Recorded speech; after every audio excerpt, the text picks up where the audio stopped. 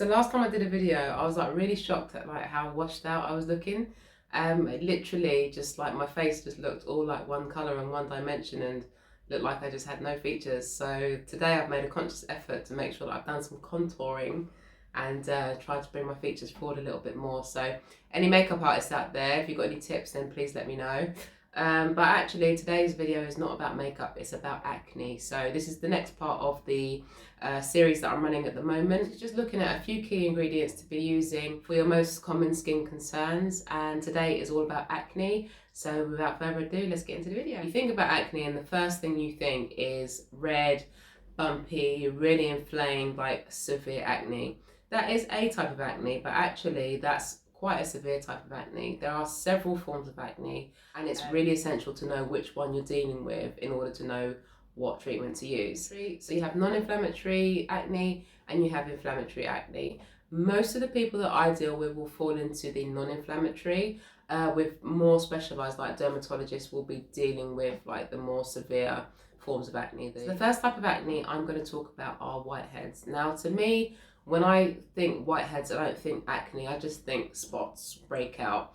Literally, if you've got a date this weekend, you've probably got one on your nose right about now. Generally, whiteheads are, as the name suggests, a small bump with a whitehead on it. Whiteheads are caused when the pores become blocked by dead skin and oil. And with whiteheads, you've got a seal on the top of it, so the skin surface is actually sealed. This type of breakout is likely to appear as like 1 or 2 spots every now and again. As I said, when you've got an event coming up, that's probably when you're likely to get one. But they tend to just come up just one on their own. But if you're finding they're sort of like coming up in patches, or if they're coming up in the same place all the time, there could be something a little bit further to look into.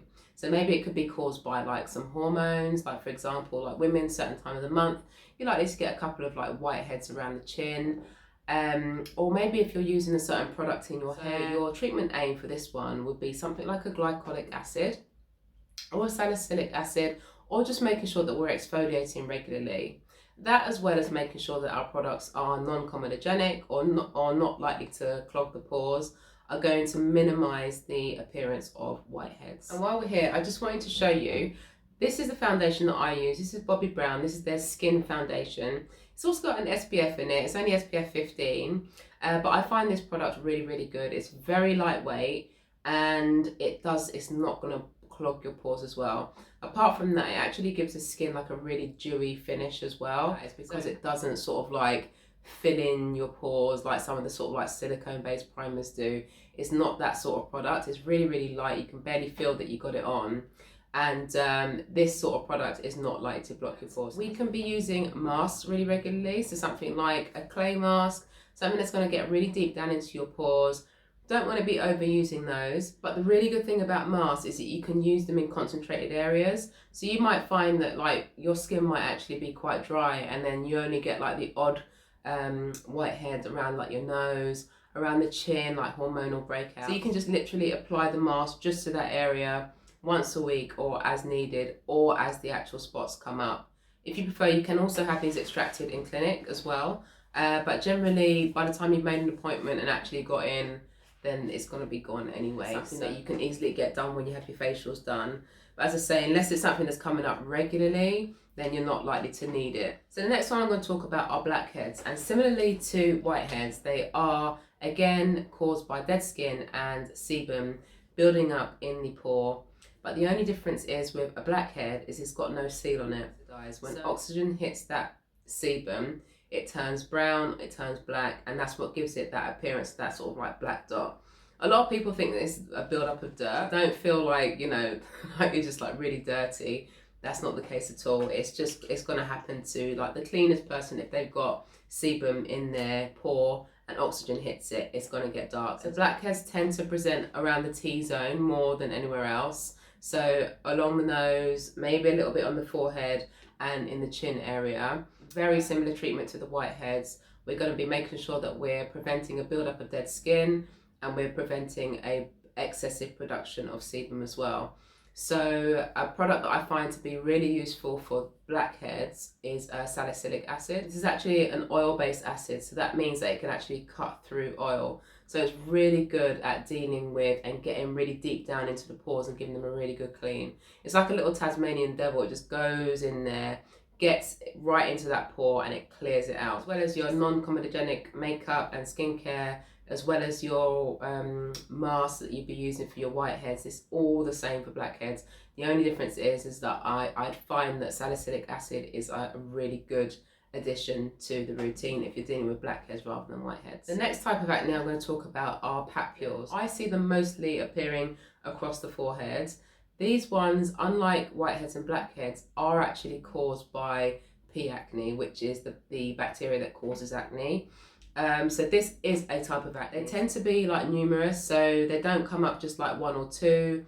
They sort of sit below the skin surface and they're sort of really bumpy in texture. They tend to be quite small, and they're not like little whiteheads where you can actually squeeze them. They don't tend to have a head on them. So they're sitting right underneath the skin. They're sort of quite hard and they're quite small, and they tend to appear in clusters as well. So they can give the skin like a really uneven and sort of like bumpy texture. This can actually also cause a bit of inflammation in the skin as well, so it can make the skin feel quite tender, and it can give like a slightly pink or red appearance to the area as well. Now that we're actually dealing with P. acne bacteria, we're going to use benzoyl peroxide, which is really good at clearing up acne. It's the key product that's in what's that really effective acne skincare line called? The one that Jessica Simpson used to, oh my god, I've completely forgotten it.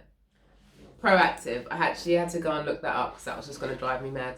Yeah, so Proactive, which is essentially like a really expensive version of benzoyl peroxide. That's the active ingredient in it.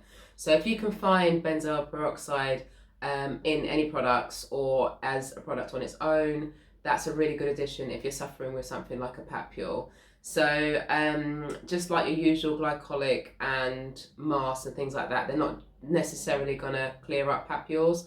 So we are dealing with acne bacteria here. So yeah, time to kind of like use something a little bit stronger. So the next one are pustules. Now this is when the acne is starting to get to that sort of quite serious looking. Again, it can come up just as one or two. Likely that it will end up covering a lot of the face once it starts, because especially if you can't keep your hands off your face.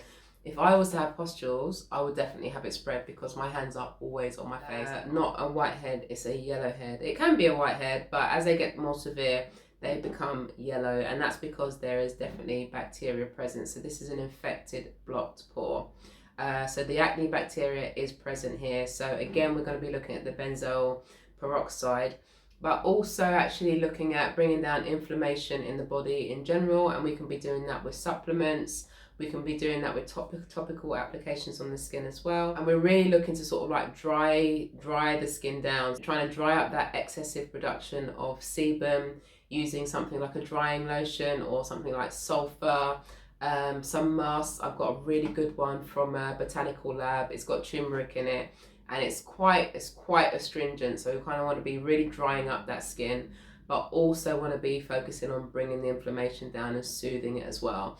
So as always, I'm going to put some products in the description box below, just giving you like a bit of an idea of what pairings to use. It's so difficult if you're sort of like in the habit of just touching your face all the time, even like just your phone, you're transferring that bacteria. It's really difficult to stop it from spreading. The last thing you want to do is be squeezing the spots, because once that bacteria goes on other areas of the skin, you're just going to spread that bacteria around, and it's just going to make the problem even worse. Anybody that comes into the clinic with this sort of thing, they would need to speak to the doctor or a dermatologist, and these are nodules. These are the ones that appear underneath the skin. They're extremely painful. Wanted to squeeze it, you couldn't, because there's no head on it.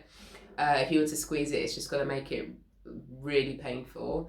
So you literally just have to sit there and let it pass. You've probably had one or two of these in your lifetime, but some people are actually getting these regularly. And if you are getting them regularly and in plentiful numbers, then you definitely need to be seeing a dermatologist. It's not something to go to a general esthetician for.